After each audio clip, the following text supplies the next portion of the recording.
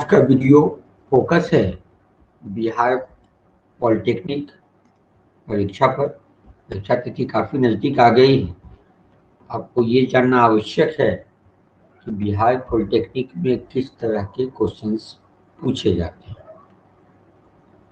और इसके लिए हमने यहाँ पे ऑफलाइन टेस्ट भी लिया था। आज उसी क्वेश्चंस को लेकर के आंसर के साथ हम आपके पास ला रहे हैं, ताकि आप ये समझें कि आखिर बिहार पॉलिटेक्निक में किस तरह के क्वेश्चंस होंगे। जब आप परीक्षा में बैठेंगे तो किस तरह के प्रश्नों का सामना आपको करना पड़ेगा। ये पता है कि बिहार पॉलिटेक्निक में कुल 90 प्रश्न पूछे जाते हैं। 30 प्रश्न फिजिक्स से भौतिकी से होते हैं, 30 प्रश्न केमिस्ट्री रसायन से होते हैं और 30 प्रश्न मैथ्स गणित से होते हैं। पॉलिटेक्निक में फिजिक्स से क्वेश्चंस होते हैं, उसमें कुछ क्वेश्चंस न्यूमेरिकल बेस्ड भी होते हैं। केमिस्ट्री में भी कुछ क्वेश्चंस न्यूमेरिकल बेस्ड होते हैं, और मैथ्स तो फुली न्यूमेरिकल है ही।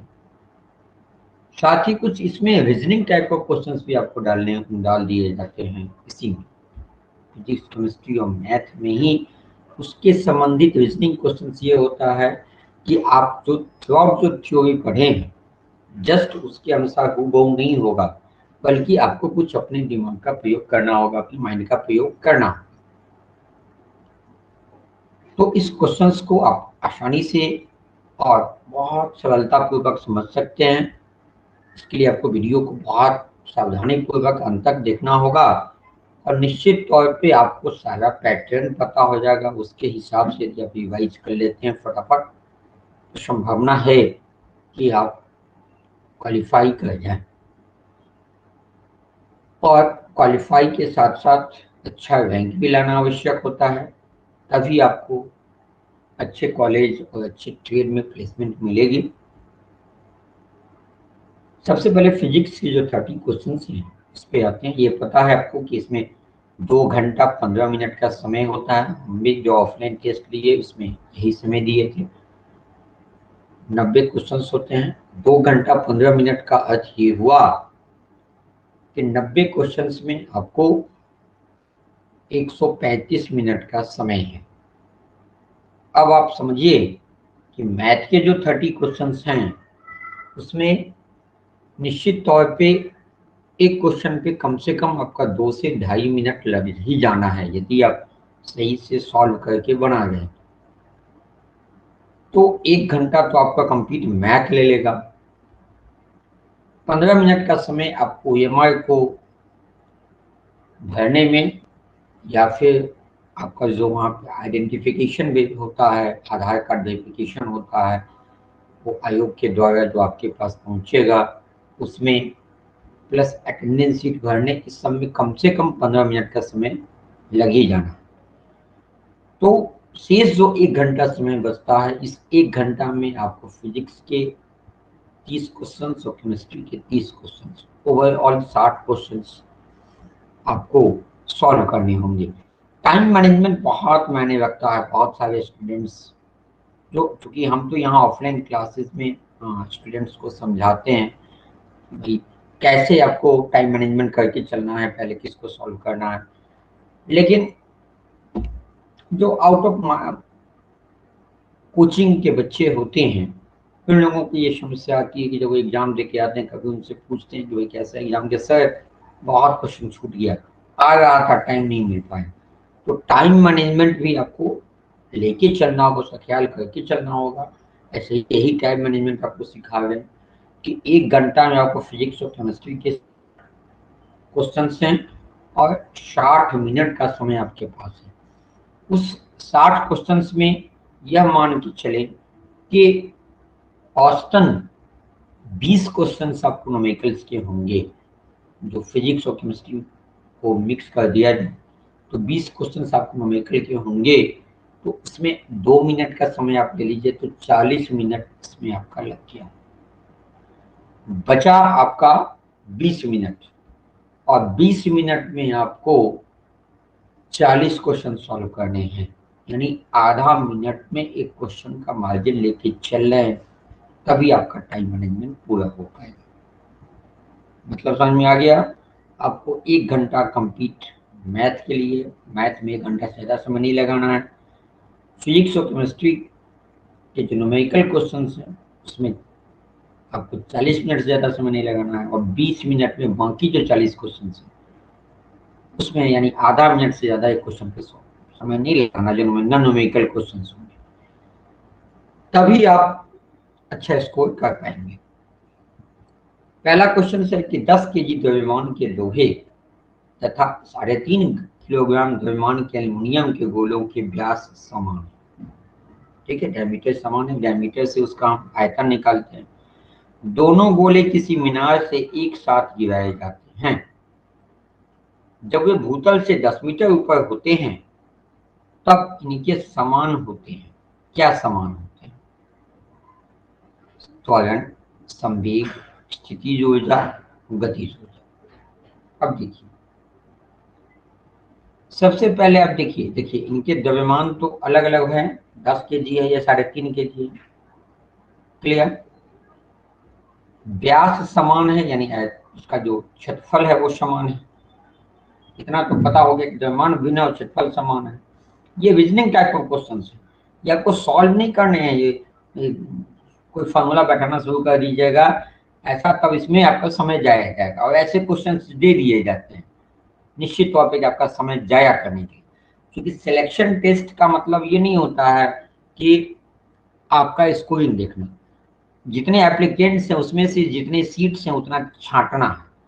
तो निश्चित तौर पे आप कहीं ना कहीं फंसेंगे, और बीसीसी का मकसद होगा कि आप इससे बाहर हों और कम से कम स्टूडेंट्स की शॉर्टिंग हो, कैंडिडेट्स की शॉर्टिंग हो, जितना सीट से उतना शॉर्टिंग हो। तो ये complete reasoning type of question है, और ऐसे क्वेश्चन में समय ज्यादा लगते हैं, इसलिए निश्चित तौर पर इस पर गौर करें आप कि संवेग समझे कि संवेग त्वरण क्या होता है। त्वरण होता है वेग में परिवर्तन की दौड़ को त्वरण कहते हैं। वेग में परिवर्तन में न तो आयतन का काम है न द्रव्यमान का काम है। वेग क्या होता है? विस्थापन बटा समय, तो द्रव्यमान का भी कोई काम नहीं आया। ठीक है, अब आप आइए संवेग। दूसरे को भी, आप दूसरे ऑप्शन को भी गौर कीजिए। संवेग, चूंकि ये क्वेश्चंस मान लीजिए ये क्वेश्चंस नहीं पूछे जाएंगे, इस टाइप के पूछे जाएंगे तो आप कैसे सॉल्व करेंगे, कैसे आप बेहतर दिमाग लगा पाएंगे? एक तो होता है कि आप डायरेक्ट आंसर दे रहे हैं, दूसरा होता है कि यदि आपको नहीं पता है, कंफ्यूज हो गए हैं, तो आप जो ऑप्शन है उस ऑप्शन में से बाकी ऑप्शन को छांटेंगे कि जो छटने वाला ये नहीं हो सकता, ये नहीं हो सकता, तो अंत में जो बचता है वो आपका आंसर हो जाता है। ये सब ट्रिक है। संवेग होता है द्रव्यमान और वेग के गुणनफल को संवेग कहते हैं।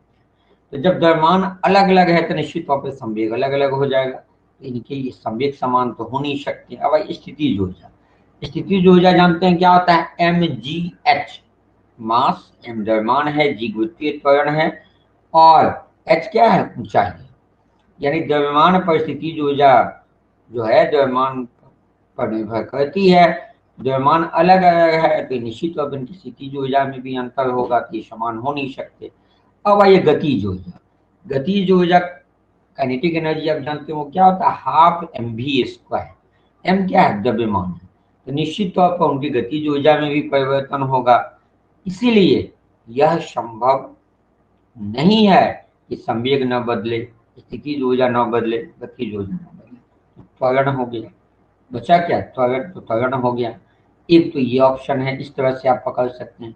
दूसरा क्या है कि त्वरण को आप देखिए कि त्वरण होता है वेग में परिवर्तन की दर को त्वरण कहते हैं। तो वेग बटा समय, तो वेग बटा समय हुआ तो उसमें द्रव्यमान का कोई काम नहीं है, आयतन का कोई काम नहीं, त्वरण सही ऑप्शन हुआ।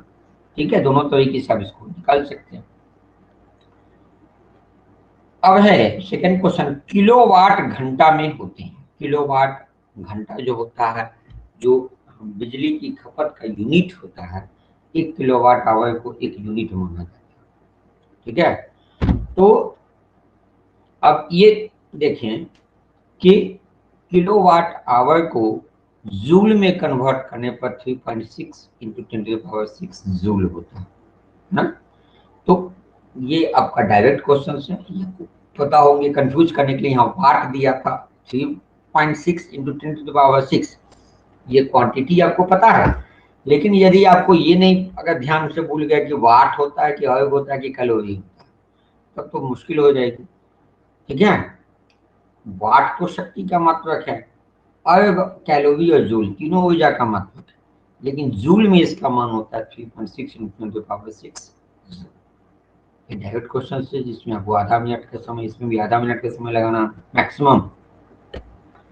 अगला देखिए, यांत्रिक पियानो की किसी कुंजी को पहले धीरे से और फिर जोर से दबाया गया, दूसरी बार उत्पन्न ध्वनि पहली ध्वनि से प्रबल होगी, लेकिन इसका तारतम्य भिन्न नहीं होगा। तारतम्य समझते हैं? तारतम्य समझते हैं? पिच जानते हैं? तारतम्य पिच, आवाज का पतला होना, मोटा होना। दूसरा है कि पहली ध्वनि से प्रबल होगी, इसका तारतम्य भी अपेक्षाकृत उच्च होगा। पहली ध्वनि से प्रबल होगी परंतु उसका तारतम्य अपेक्षाकृत निम्न होगा। प्रबलता और तारतम्य दोनों ही प्रभावित नहीं। ठीक है, कुंजी को जोर से दबाया गया तो उस कुंजी का तारतम्य फिक्स होता है, पिच फिक्स होता है। सारे गम पौधा निशा होता है। तो अब सा को दबाइएगा तो जोर से दबाइए तो जोर से सा निकलेगा, धीरे से दबाइए तो धीरे से सा निकलेगा। लेकिन उसके ऐसा नहीं कि सा के बदले का निकल जाएगा, उसके पिच में अंतर नहीं होगा। तो निश्चित तौर पर पिच जो तारतम्य है वो भिन्न नहीं होगा, लेकिन ध्वनि प्रबल हो जाएगी क्योंकि जोर से दबाया गया। यदि ये क्या धीरे से दबाया गया तो ध्वनि निम्न हो जाएगी, है ना, लेकिन तारतम्य वही रहेगा। ठीक है, अगला कि वेग किसी भी क्षण समान होंगे। किसके वेग किसी भी क्षण समान होंगे? सॉरी, चंद्रमा के पृष्ठ के निकट मुक्त रूप से गिरते द्रव्यमानों के दो पिंडों, क्वेश्चन ये है कि चंद्रमा के पृष्ठ के निकट मुक्त रूप से गिरते विभिन्न द्रव्यमानों के दो पिंडों के वेग किसी भी क्षण समान होंगे, के विभिन्न त्वरण होंगे और समान परिमाण के बल कार्य करेंगे, कि जड़त्वों में परिवर्तन हो जाए। ठीक है, देखिए जड़त्व में परिवर्तन कब होता है? जड़त्व की क्या परिभाषा है कि वो जड़त्व सीम रहता है जब तक कोई बाहरी बल आरोपित न हो। तो जब मुक्त रूप से गिर रहा है तो कोई बाहरी बल आरोपित नहीं है, तो जड़त्व में परिवर्तन नहीं होगा। डी तो आपका खत्म हो गया। दो पिंडों पर द्रव्यमान समान परिमाण के बल कार्य करते। समान परिमाण का बल कैसे काम? क्योंकि बल जो होता है वह क्या होता है?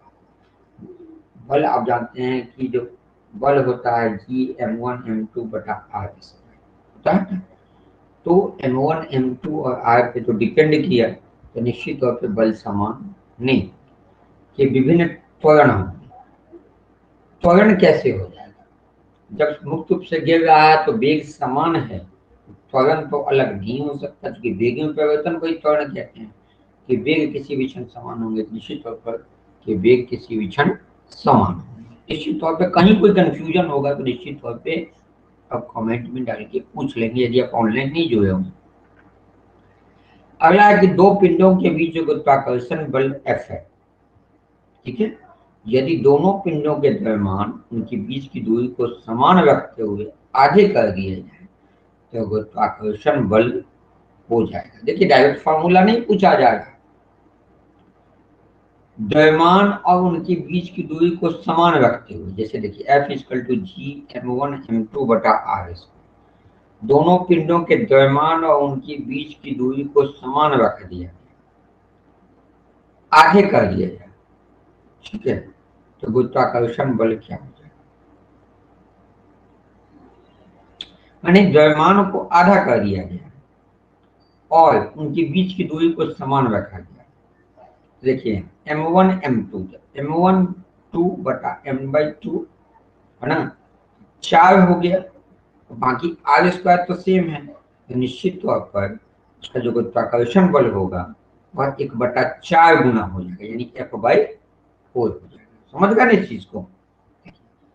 G m1 m2/r² होता है, r² और G तो कांस्टेंट रह गया यहाँ पे। m1 है तो यह m1/2 हो जाएगा, अगले में ये m2/2 हो जाएगा। तो m1 m2 तो कट गया, नीचे क्या गया 1/4, यानी F था तो F/4। ए सही ऑप्शन। समझ गए क्वेश्चन का पैटर्न कैसा होता है? ऐसा नहीं कि आप सीधे पढ़ ले गए हैं उसको पढ़ ले गए, थ्योरी पढ़ ले गए तो आप क्वेश्चन को अच्छे से सॉल्व कर लेंगे। जब तक कि आप सेल्फ दिमाग नहीं लाएंगे, सब ये भी रीजनिंग टाइप ऑफ क्वेश्चन है। अगला है कि किसी पिंड को बारी बारी से विभिन्न घनत्वों के 3 द्रव्यों में रखा जाता है। घनत्व समझ गए, डेंसिटी, द्रव्यमान, मात्रा बटे आयतन, कोई घनत्व कहते हैं। तो 3 ऐसे पात्र में रखा गया है, द्रव में रखा गया है जहाँ पे जिसका घनत्व अलग अलग। वह पिंड D2 तथा D3 D1 गलत टाइप होगा, D1 D2 तथा D3 घनत्वों के द्रव्यों में क्रमशः 19, 211 तथा 12 भाग को द्रव के बाहर रखते हुए तैरता है। घनत्वों के विषय में कौन सा सही? आप आर्किमिडीज का सिद्धांत जानते हैं। तो सिद्धांत कहता है कि किसी पिंड को जब किसी ठोस या द्रव या गैस में पूर्णतः या आंशिकतः डुबाया जाता है तो उसके भार में आभासी कमी आती है जो पिंड के द्वारा लगाए गए बल के बराबर। तो निश्चित तौर पर जो घनत्व है ना, वह सबसे ज्यादा किसको, सिंपल समझिए आप, शहद में किसी चीज को डुबाइएगा तो शहद में डुबाइएगा तो वो ज्यादा डूबेगा, कि आप किसी चीज को दूध में डुबाइएगा तो वो ज्यादा दूध विस्थापित करेगा, कि पानी में डुबाइएगा तो वो ज्यादा विस्थापित करेगा। निश्चित तौर पे आपका आंसर होगा कि पानी वाला ज्यादा विस्थापित करेगा, यानी जिसका घनत्व जितना कम होता है वो उतना ही ज्यादा दूध को विस्थापित करेगा। इसी अनुरूप में इसको सजा देना है। क्लियर हो गया? क्योंकि जिसका जो ज्यादा भार को विस्थापित किया उसका घनत्व अधिक हुआ, कम हुआ, और जो कम भार को विस्थापित किया उसका घनत्व अधिक। ठीक है, आगे आगे आइए। किसी पिंड का वायु में भार 10 न्यूटन है, जल में पूरा डुबोने पर इसका भार केवल 8 न्यूटन है। पिंड द्वारा विस्थापित जल का भार निकालें। ठीक है, तो भार में कितनी कमी आती है? जितना वो विस्थापित, जितना द्रव्यमान को विस्थापित करता है उतना ही ना उसमें कमी आती है। तो 10 न्यूटन है और 8 न्यूटन हो गया, तो कितनी कमी आई? 2 न्यूटन कम हो गया। तो निश्चित तौर पे जो विस्थापित जल का भार होगा वो 2 न्यूटन होगा। डायरेक्ट आर्किमिडीज प्रिंसिपल से ये क्वेश्चन है।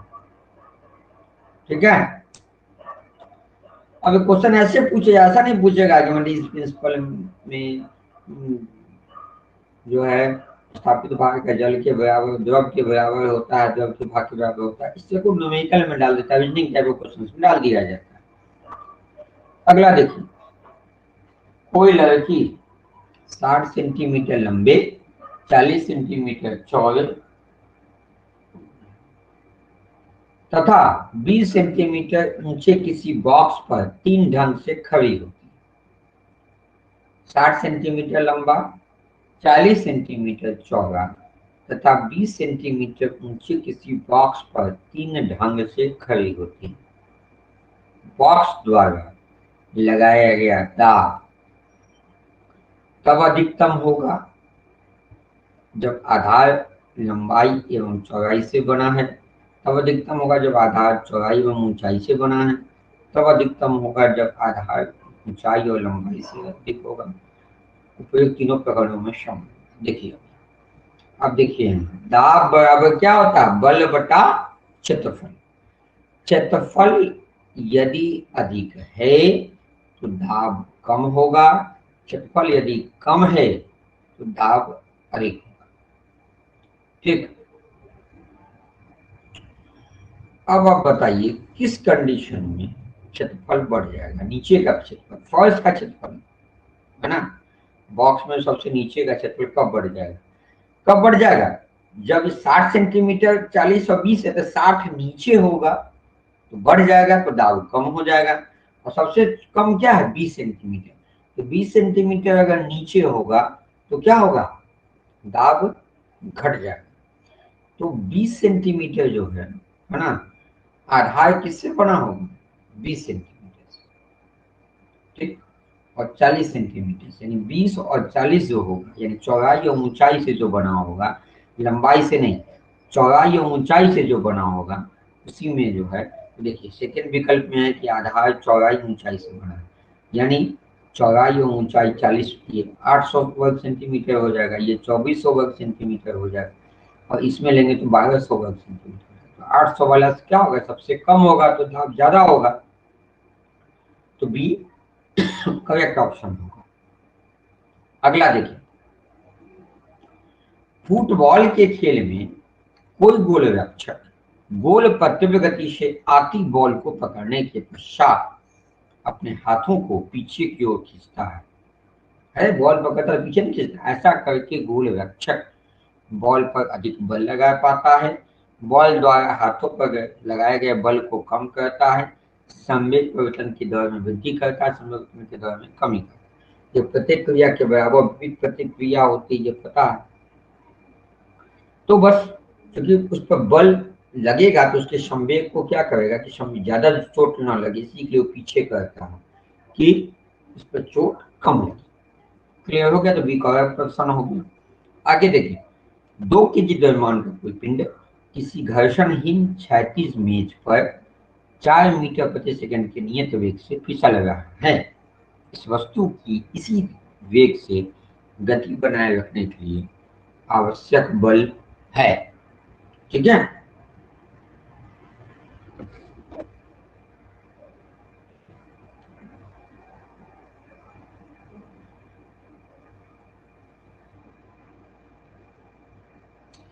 तो यहाँ कह रहा है कि 2 केजी द्रव्यमान का कोई पिंड है और किसी घर्षण मेज पर, यानी इस मेज पर कोई घर्षण नहीं, कोई फ्रिक्शन नहीं है, 4 मीटर प्रति सेकंड की नियत वेग से फिसल रहा है। इस वस्तु की इसी वेग से गति बनाए रहने के लिए आवश्यक बल क्या? निश्चित तौर पे जब घर्षणहीन पे कोई फ्रिक्शन ही नहीं है, बल की जरूरतें नहीं है, निश्चित तौर पर 0 न्यूटन हो जाए। ठीक है,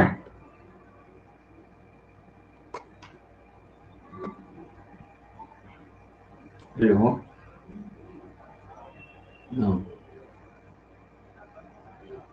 तो ऑनलाइन क्लास ले रहे हैं, उसके बाद हम बात करते हैं।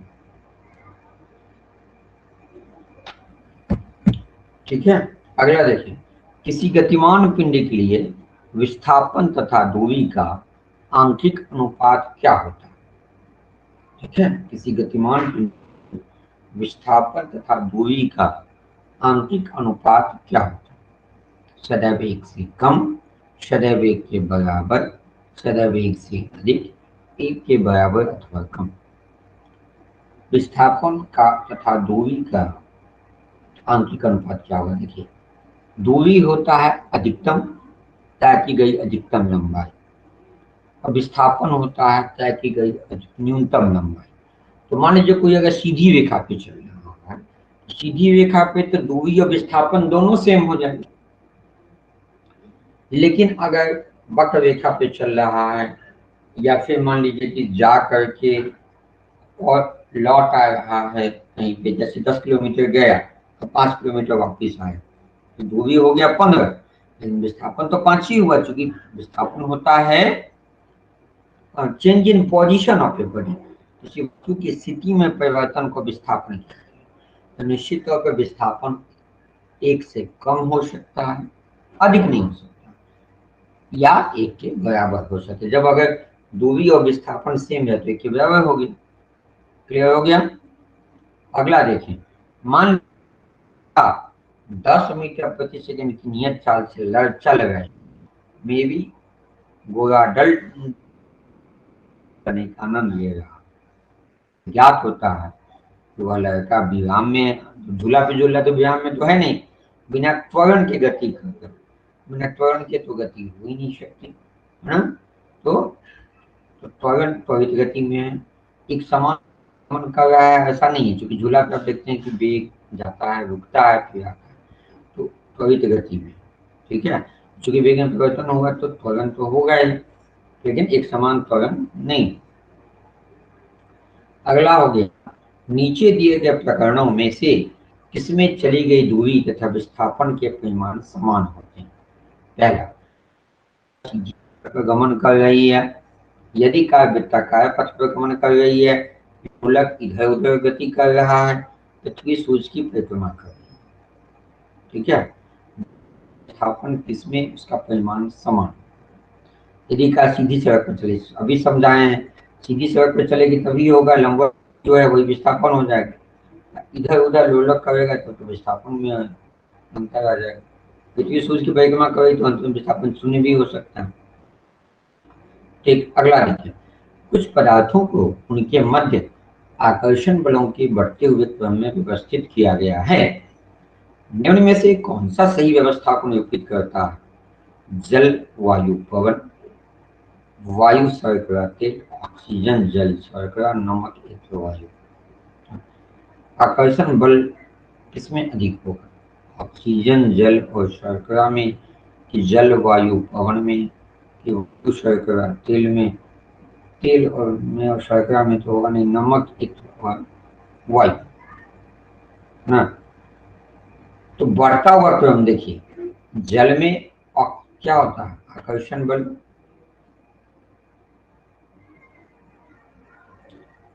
आकर्षण बल जो है जल से अधिक वायु में होगा और वायु से अधिक पवन में नहीं हो सकता।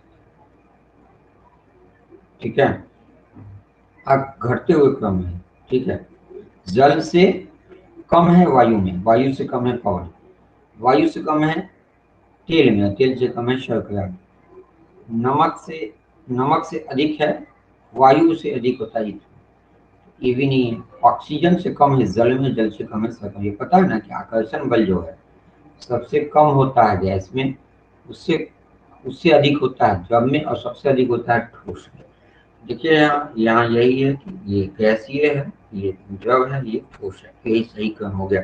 बढ़ते हुए क्रम कहेगा, घटता हुआ क्रम कहेगा तो ये हो जाता जलवायु पवन। ठीक है, निम्न में से किन परिस्थितियों में हाइड्रोजन गैस के अणुओं की मध्य दूरी बढ़ेगी। बंद पात्र से भरी हाइड्रोजन गैस का दाब बढ़ाकर, कुछ हाइड्रोजन गैस का पात्र से रिसाव होने पर, हाइड्रोजन गैस के पात्र का आयतन बढ़ाकर, है ना। आयतन यदि बढ़ा देते हैं तो निश्चित तौर पर उन अणुओं के बीच दूरी क्या होगी, बढ़ जाएगी। दाब बढ़ा देने दूरी घटिए जाएगी ना, और रिसाव कर जाने से तो फिर पूरा फैल जाएगा।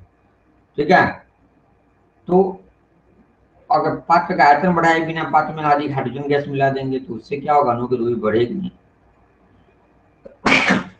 है ना, घटिए जाएगी।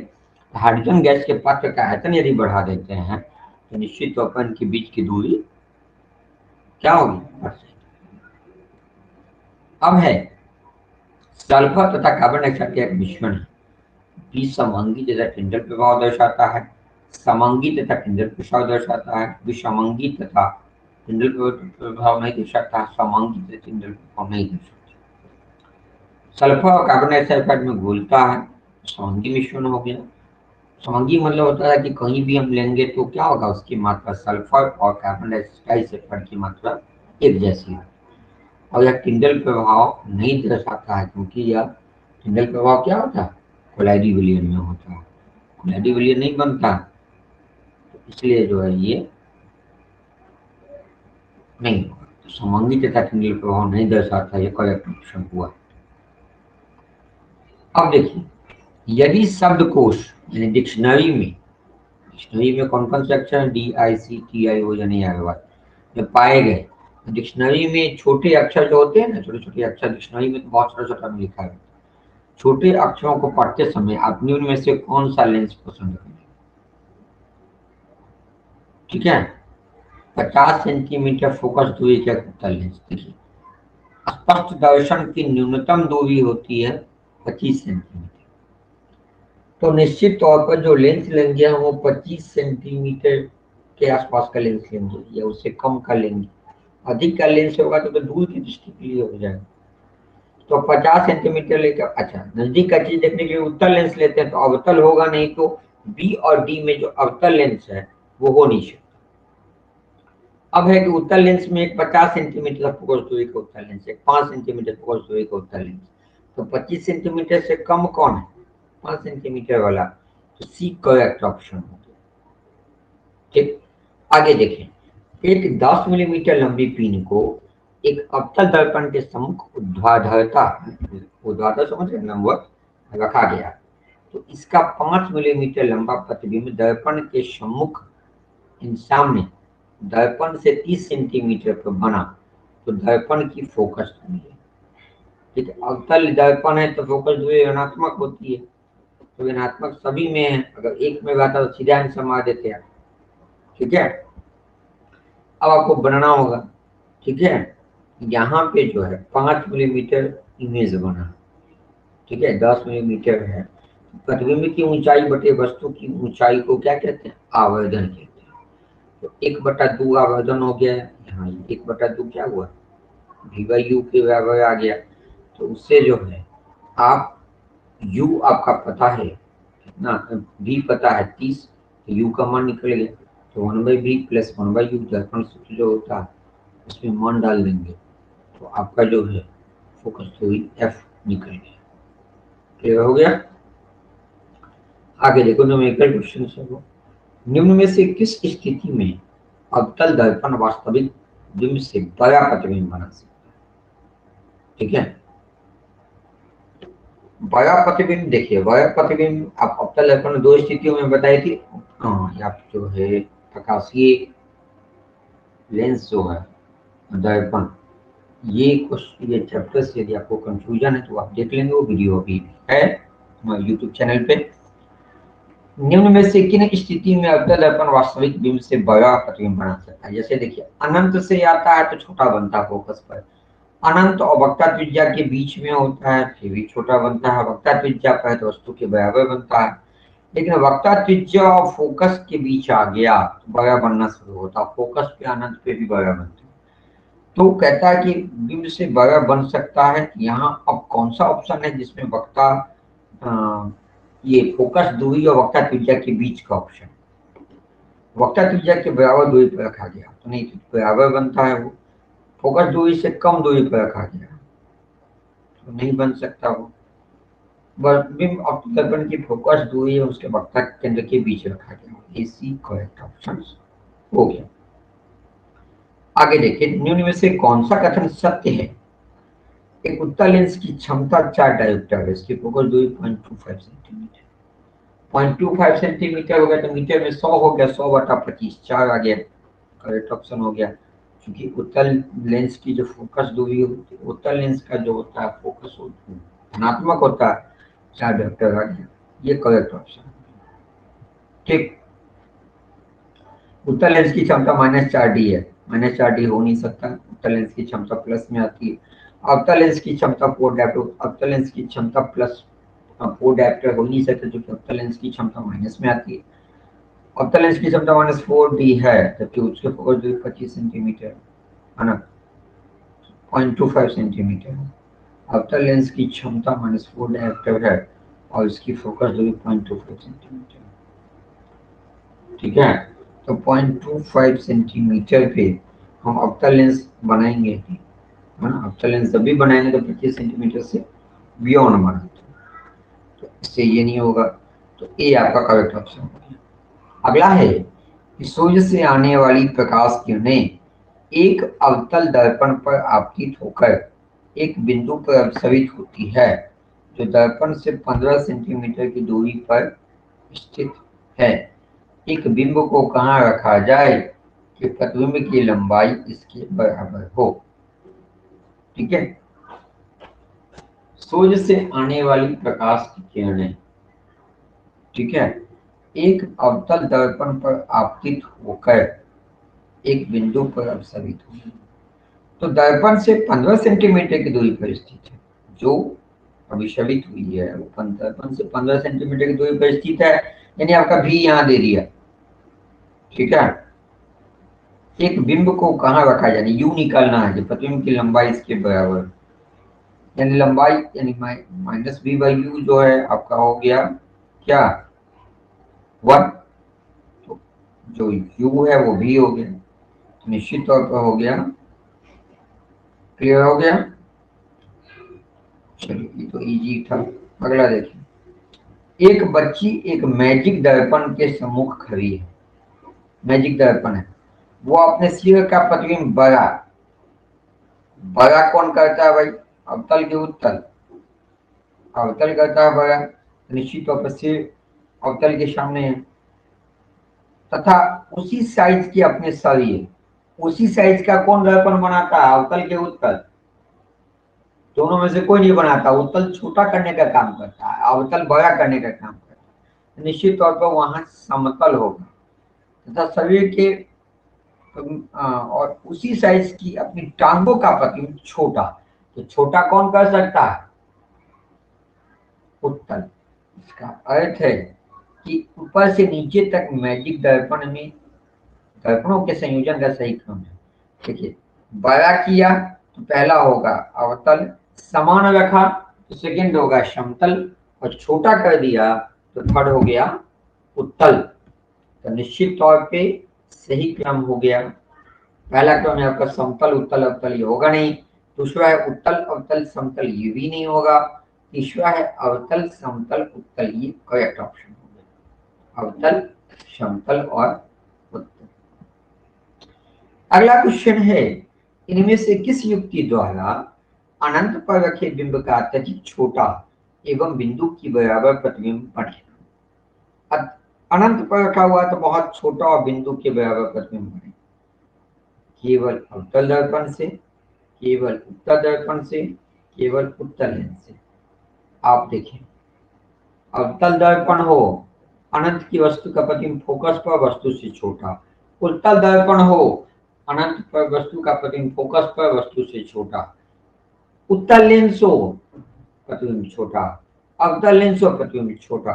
इसका अर्थ है करेक्ट ऑप्शन हो गया अवतल दर्पण, उत्तल दर्पण, उत्तल लेंस, अवतल लेंस। ऐसा ऑप्शन है, या ऐसा भी हो सकता है कि उपयुक्त सभी। अगला है, किसी बिंब का अवतल दर्पण द्वारा बना प्रतिबिंब आभासी, सीधा तथा बिंब से बड़ा पाया गया, वस्तु की स्थिति कहाँ होनी चाहिए?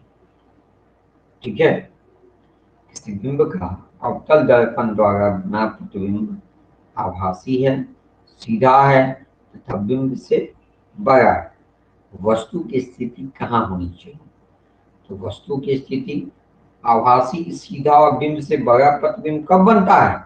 जब वस्तु एकदम कहाँ हो? ध्रुव के आसपास हो, यानी फोकस और ध्रुव के बीच होता है। एक ही कंडीशन ऐसा है, जब आभासी सीधा उसमें दर्पण से पीछे बनता।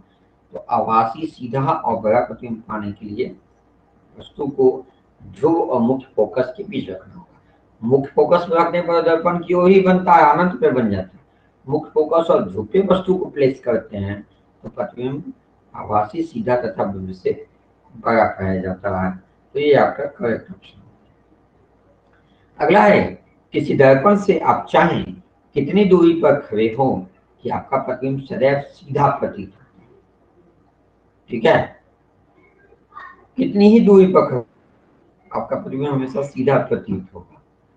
तो अवतल दर्पण तो भाई उल्टा कर देगा, ये वो सिर्फ जो है ध्रुव और फोकस के बीच है तब तो सीधा रखेगा, बाकी सब कंडीशन में उल्टा कर देगा। लेकिन समतल दर्पण तो सीधा रखेगा और उत्तल दर्पण भी सीधा रखेगा। उत्तल दर्पण द्वारा बना प्रतिबिंब हमेशा सीधा होता है। क्लियर हो गया? तो करेक्ट ऑप्शन हो गया डी। अगला है कि कोई छात्र उत्तल लेंस द्वारा किसी दूरस्थ बिंब का धुंधला प्रतिबिंब पर्दे पर प्राप्त करता है। धुंधला प्रतिबिंब पर्दे पर मिल रहा है उसको। पर्दे पर स्पष्ट प्रतिबिंब प्राप्त करने के लिए उसे लेंस को रिवर्स करना होगा। ठीक है, किधर रिवर्स करना होगा? जब बिंब का धुंधला प्रतिबिंब पर्दे पर प्राप्त कर रहा है, उत्तल लेंस है, तो उसको कहाँ रिवर्स करना होगा? पर्दे की ओर रिवर्स करना होगा। क्यों? इसलिए रिवर्स करना होगा पर्दे की ओर कि उत्तल लेंस क्या करता है कि नजदीक फोकस कर देता है, अभिसवित करता है, अपसवित करता है, अभिसवित करता है। अपसवित करने का काम कन्वर्ज करता है, डाइवर्ट करने का अवतल लेंस का। तो हम पर्दा से और दूर करेंगे तो इमेज तो और दूर हो जाएगा पर्दा से, नहीं से पर्दा की ओर कर देंगे तो हो सकता है कि इमेज को पर्दा पर बना दे। क्लियर हो गया? तो पर्दे से दूर तो संभव नहीं, पर्दे की ओर हो जाए। ठीक है, अगला में विकल्प में ये किसी ऐसी स्थिति पर जो पर्दे से काफी दूर हो, ये भी नहीं हो सकता। दूर करने पर इमेज और दूर हो जाएगा। ये यात्री पर्दे की ओर या पर्दे से दूर या प्रतिबिंब की स्थिति पर निर्भर करता है, ये भी सही नहीं। अगला है कि कोई छात्र अत्यंत सावधानी पूर्वक आपतन कोण यानी आई जिसको कहते हैं कि विभिन्न भागों के लिए कांच के स्लैब से गुजरने वाली प्रकाश जीवन का पथ आरेखित करता है। फिर वो आपतन कोण के प्रत्येक मान के लिए अपवर्तन कोण जो आर है, आई होता है और आर होता है, आई होता है आपतन के लिए, आर होता है रिफ्लेक्शन के लिए, आपतन के लिए, और निर्गत कोण कोण ई इमिटेड लाइट के संगत मानों को मापता है। इन कोणों की माप का विश्लेषण करने पर उसे क्या निष्कर्ष निकलना चाहिए? आपतन कोण का मान परावर्तन कोण के मान के बराबर होता है, लेकिन निर्गत कोण निश्चित तौर पर जो है वो छोटा होता है। निर्गत कोण छोटा होता है आपतन और परावर्तन कोण से, तो निश्चित तौर पे यह हो गया करेक्ट। पहला में आई कैप आई आपतन कोण बड़ा होगा परावर्तन कोण से, मान तो बराबर होता तो गलत हो गया। बी में है आपतन कोण परावर्तन कोण के बराबर है और उसका उसका जो मान है वो रिफ्लेक्टेड कोण से बड़ा। क्लियर हो गया? आगे आइए, दिए गए अवतल दर्पण के सन्निकट फोकस दूरी ज्ञात करने के लिए आप दर्पण द्वारा किसी दूरस्थ बिंब का प्रतिबिंब किसी पर्दे पर फोकसित करते हैं। पर्दे पर प्राप्त प्रतिबिंब बिंब की तुलना में सदैव, ठीक है, सीधा और अत्यधिक छोटा होता है। समझ गया ना? जैसे फोकस दूरी ज्ञात करने के आप दर्पण द्वारा किसी दूरस्थ बिंब का प्रतिबिंब किसी पर्दे पर फोकसित करती है, दूर की चीज को पर्दा फोकस करती है, तो पर्दे पर जो प्राप्त प्रतिबिंब होगा बिंब की तुलना में क्या होगा? सीधा और अत्यधिक छोटा होगा। ठीक है, क्योंकि पर्दे पर प्राप्त करना विजनिंग टाइप ऑफ क्वेश्चन है, इसका मतलब है कि प्रतिबिंब क्या है? सीधा बना है। जब ये सीधा बना है तो निश्चित तौर पर क्या बना कि सन्निकट फोकस दूरी प्राप्त हुई है, तो सीधा और छोटा जो आप ध्रुव और फोकस दूरी के बीच देखे थे वही स्थिति। अगला है, तो निम्न में से किस स्थिति में अवतल दर्पण वास्तविक बिंब से बड़ा प्रतिबिंब बना सकता है? किस स्थिति में अवतल दर्पण वास्तविक बिंब से बड़ा प्रतिबिंब बना सकता है? पहला स्थिति है जब वह बिंब अवतल दर्पण की वक्रता त्रिज्या के बराबर दूरी पर रखा गया हो, जब वह बिंब अवतल दर्पण की फोकस दूरी से कम दूरी पर रखा गया हो, जब वह बिंब अवतल दर्पण के फोकस दूरी एवं उसके वक्रता केंद्र के बीच रखा गया हो, जब वह बिंब अवतल दर्पण के वक्रता त्रिज्या से अधिक दूरी पर रखा गया हो। है ना? अवतल दर्पण वास्तविक बिंब से बड़ा प्रतिबिंब तभी बना सकता है जब वह बिंब अवतल दर्पण की फोकस एवं उसके वक्रता केंद्र के बीच रखा गया। ठीक है, अभी बताएं। आगे है, किसी वाहन में लगे पश्च दृश्य दर्पण के द्वारा उत्पन्न आवर्धन होगा, तो वाहन में क्या करता है? छोटा प्रतिबिंब बनाता है उत्तल दर्पण लगे, क्योंकि पीछे से जो है बहुत सारे चीज को हम देख सके, तो निश्चित तौर पर उसका आवर्धन क्या होगा? प्रतिबिंब का साइज छोटा हो जाएगा तो आवर्धन 1 से कम। ठीक है, ये थे फिजिक्स के 30 क्वेश्चंस। अगले वीडियो में हम केमिस्ट्री के क्वेश्चंस, उसको देखना नहीं भूले। फिर उसके अगले वीडियो में हम मैथ्स का क्वेश्चंस डालेंगे, और इस तरह से ये तो एक टेस्ट का क्वेश्चंस था। हाँ, एक और इसमें से कुछ चैप्टर्स को हम शामिल नहीं किए हैं क्योंकि ऑफलाइन में वो चैप्टर्स नहीं हुआ था उस समय तक। फिर जो अगला टेस्ट होगा उसमें फिर जो फिजिक्स के जो रिमेनिंग चैप्टर्स हैं जिससे क्वेश्चंस पूछे जाते हैं, विद्युत धारा है, चुंबकत्व है, ऊर्जा के विभिन्न स्रोत हैं, उस सब से भी क्वेश्चंस होते हैं, उसको भी लेके आएंगे, उसको भी देखना ना भूलेंगे। अब अगला जो पार्ट 2 है, हाँ, इस पार्ट 2 में जो केमिस्ट्री है उसको देखना ना भूलें। यदि कोई कंफ्यूजन है तो निश्चित तौर पे आप मुझसे पूछें।